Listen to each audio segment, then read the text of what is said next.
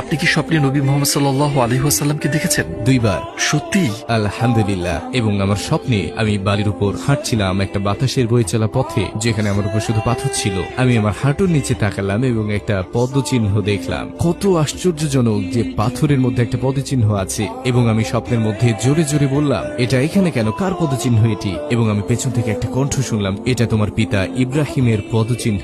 আমি বললাম, আমার বাবার নাম ইব্রাহিম নয়। তিনি বললেন, নবী ইব্রাহিম। আমি ঘুরে দাঁড়ালাম এবং সুবহানাল্লাহ, তিনি সেখানে ছিলেন, রাসূলুল্লাহ সাল্লাল্লাহু আলাইহি ওয়াসাল্লাম। আমি তার কাছে পৌঁছানো ঠিক আগে আমি চাচ্ছিলাম হাঁটু গেড়ে বসে তাকে আলিঙ্গন করতে, কিন্তু স্বপ্ন শেষ হয়ে গেল। তো আমি সেই স্বপ্ন থেকে জেগে উঠলাম তাকে আবার স্বপ্নে দেখার আকাঙ্ক্ষা নিয়ে।